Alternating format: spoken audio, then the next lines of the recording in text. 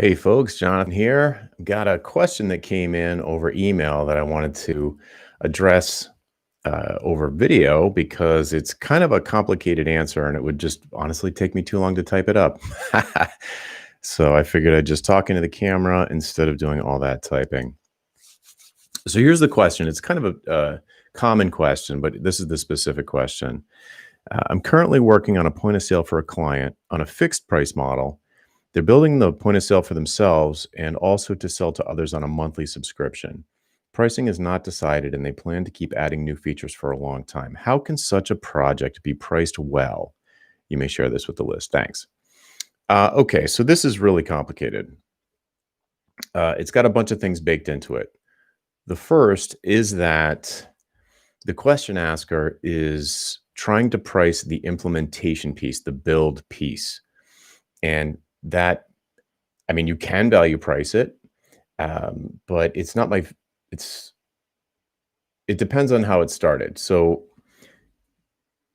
it doesn't say whether or not the client came to the developer first to decide how to put it together or come up with any kind of architecture or planning or design for it, or if they did all of that on their own or with somebody else first, and then brought that blueprint to this developer to actually implement the build. So let's just say for the time being that a client comes to you and they've got this idea for a SaaS and they're non-technical. They don't really know what they're talking about. They understand what the business outcome that they're trying to create. They understand the product, maybe the features that they want to provide, and they're reasonably confident that it will sell to a particular audience. But they don't know about the nuts and bolts of how to build it. It's like I know what kind of a house I want, but I don't know how to build a house. So that's the situation. Let's imagine, and the client comes along, the prospect comes along and says, "Hey, we want you to build us a POS for our particular situation, but also in a way that we can resell it later, maybe white label it later." Like, okay, so let's put together. So what I would do is meet with them and ask them why. Why this? Is this really the best way for you to make money? Is this really the business you want to go into? Are you sure that building an extensible, resellable point of sale at the same time that you're building one for yourself makes sense to do simultaneously, or should you split that into two different things? How sure are you that this point of sale that you want to build for yourself is actually going to be interesting to someone else? So you kind of test their market research, you push back. That's fine to do. Good clients are going to respond positively to pushback from you because they recognize that that's you acting in their own best interest. You're testing their assumptions. If they don't want you to test their assumptions and they just want you to do what we tell you, then it's probably not going to be a good client, unless you just want to be paid by the hour to do as you're told. If you don't want that, and I hope you don't want that, then a good client will love that you are testing their assumptions. They're going to see that as extremely positive. That's a bonus. So there's two possibilities here. Either they've done a really good job up front, a lot of due diligence. They've got market research. They've got a business plan. They've got clients who are waiting to pay them for this, or with their money out, like, yeah, let's do this. Or they think, well, if we scratch our own itch, then it'll probably sell to other people. That would make me a lot more nervous. So depending on the situation there, I would propose a some sort of a blueprint phase, a prototyping phase, maybe a design sprint that includes some user testing, that creates not a real MVP, but a clickable prototype in the kind of Google Ventures style design sprint where you take a week, you mock the thing up with pretty pictures that are clickable, but not actually real. You could use Keynote or PowerPoint or Balsamic or anything really, and have users actually test it and make sure that there's a viable thing here.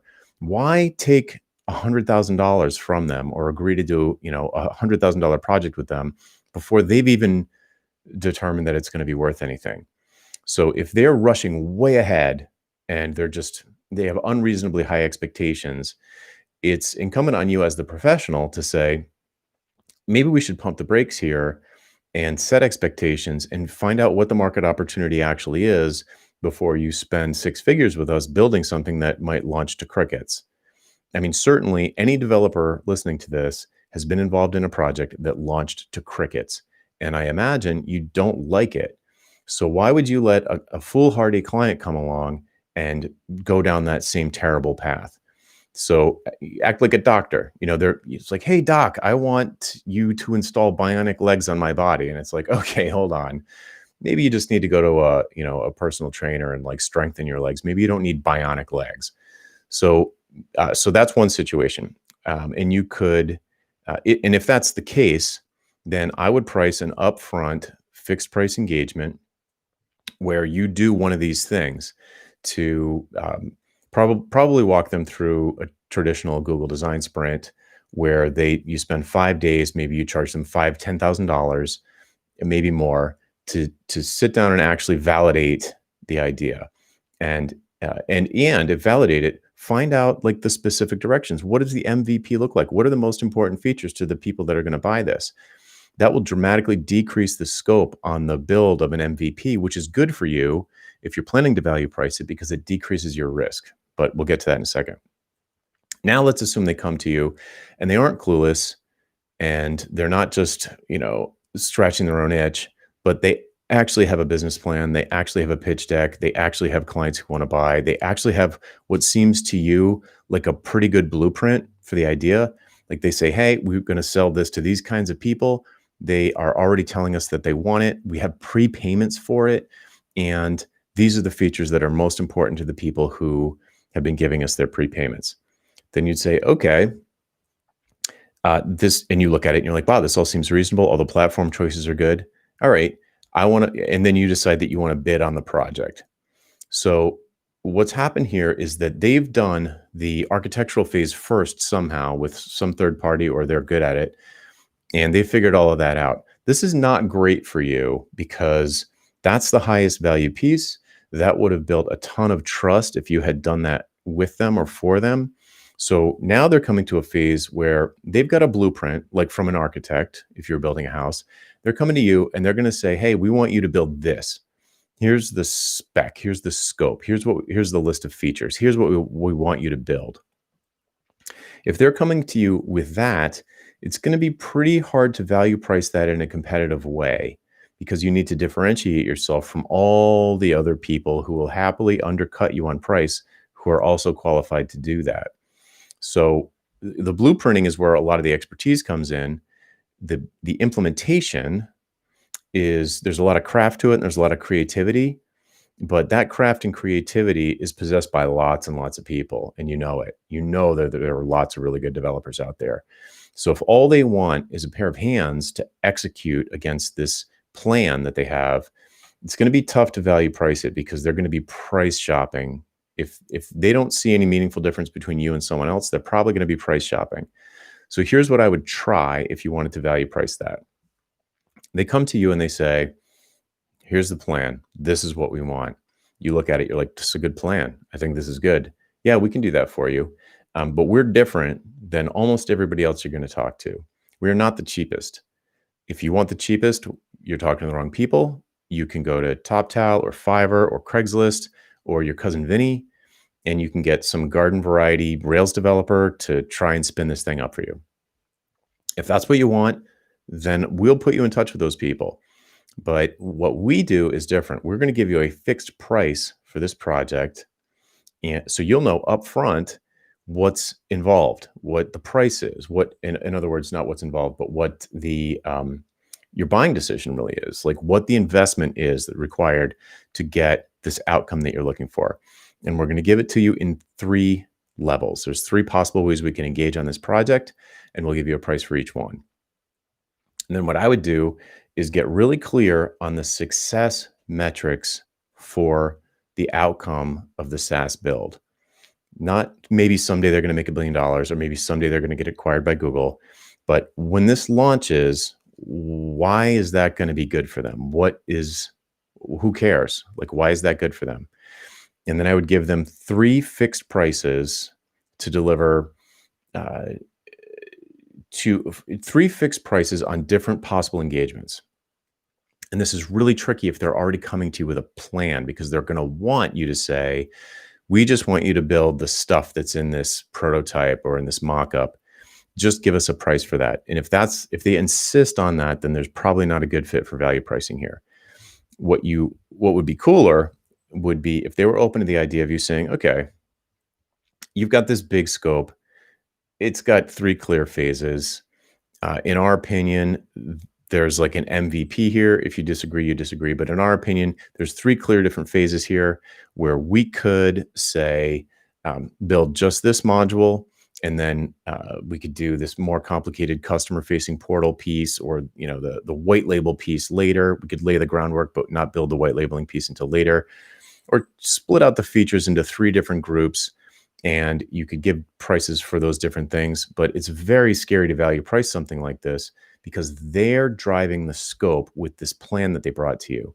And they're going to be less focused on the outcome that they're looking for. So it's tough to value price. Another thing you could do is they could say, we've got this big architecture diagram and this plan and all of this stuff for you.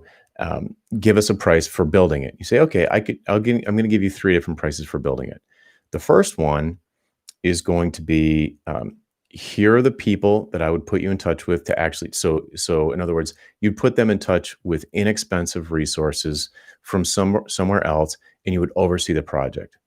So you're not actually building it, but you've got 20 years in, you've built successful SaaS projects for other clients in the past. For some reason, they trust you, and your level of involvement, direct involvement in the code, is pretty low. You would just be managing their team on executing the plan. So it could be something like, I'll help you get a team of people to build this that are either internal or external, but are low cost, sort of junior developers. And I will oversee the plan to make sure that it's executed properly. If they're using an outside agency or planning to use an outside contractor or something like that, you could include things like reviewing their invoices, reviewing pull requests, making sure that technical debt isn't accruing, making sure that the business goals are getting met, that the house is getting built according to the way the architect wanted it. And you're not there to build the house, you're there to make sure that the builders are sticking to the plan. Then you could have a middle tier higher up where you get more involved either with the team building process, the management of the team, or perhaps you deliver the team. So it could be something like, look, you're about to build a SaaS. You're going to need some kind of an internal team to maintain it. So what we'll do, step 1, is we'll start building it, but we'll also at the same time be, sourcing developers for you to hire or to have a long-term relationship with, because we're not going to do that. We're not going to be the long-term partner that does support and maintenance. We do the more high-value upfront stuff. So that could be option 2, where you help them build an internal team while you're creating the software and onboarding and training those people as they get up to speed with the project. And then maybe a third level is that all of that plus you will stick around for a year to provide professional development and training and handoff and support and bug fixes, who knows what. But the third level would be more of a value add for the overall project. But again, if they came to you with a blueprint for a house and they want you to just build the house, if you're not really meaningfully and strongly differentiated from anybody else who knows how to build a house, it's going to be down to price and maybe personality and little things like language barrier and time zone and stuff like that, and like personal affinity. And those are generally not really strong. Like, yeah, you don't want to work with a real jerk, but most people are not real jerks, and that's not going to be a strong differentiator that you're nice and professional. So it's a tough situation to value price this. What might I do instead? You didn't ask this question, but I might not value price this if they have a good plan from someone else that you did not create, and they just want you to do it. If you want to do it and you need the money, then I would say, look, it's going to be X dollars per month. We will stick with the plan, and, we'll put 1 or 2 whatever it is, 1 developer, 2 developers, 1.5 developers on it. It'll be $30,000 a month or $10,000 a month or $50,000 a month. and we'll go until it's done. And you can tell us when you think it's done. And this is essentially a trading time for money model. But if you do it at the monthly level and there are not specific hours assigned to it, and it's more like, we get into a cadence and we, the beginning of the sprint, we decide what's going to be done. We agree to it. We bang it out. We keep going. We keep going. We keep going. And you're constantly there saying like, look, we could release an MVP at this point, or we could keep going if you want, and do like a monthly, it's not a retainer. It's really staff augmentation essentially. But if you at least get away from specific hours and you're focusing on deliverables and features, then it's better than hourly, because you on a weekly basis or a bi-weekly basis, you'll be having a conversation about prioritization of features and what's going to go into release and those sorts of things.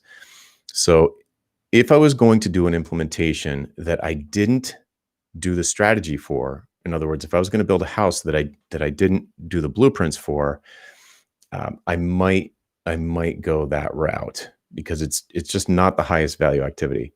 And after a while of value pricing, I stopped doing implementation altogether, because it was so hard to differentiate on a build, because so many people are qualified to do it.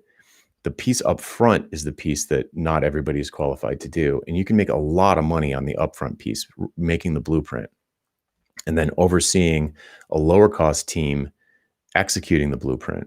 So to me, that's a better model for value pricing. But yeah, you could do a monthly, whatever it is, anywhere from $10,000 to $50,000 a month for some number of developers, to just keep at it until they cry uncle. It's absolutely not my favorite way to go. But if you do, in a situation like this, it's really complicated to be high value, but not the architect. It's very tricky. Let's see. We're live, so let me see if there are any comments or anything like that. Probably not, but if so, I could address. Hello again.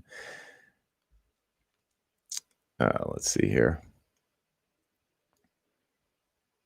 Cool. All right, I'll sign off. If there are any questions, you can let me know, but it doesn't look like it. Cool. Hopefully that'll help somebody. Yeah, I think growing a business like a developer would have, I think the trick is to increase your altitude of engagement. Engage with the client at a higher level earlier in the project, and do the blueprinting stuff, all the architecture, the strategy, the design, the upfront design. If you can get involved at that stage, you're going to have a much better time. First of all, value pricing that work or selling it as a productized service. And then if you do want to do the implementation, value pricing that, because you'll be clear on the outcome, because it will have gone into the original strategy and architecture and design. You'll know what the desired outcome is, and can therefore price yourself in a way that is based off of that value. All right, cool. See you guys next time.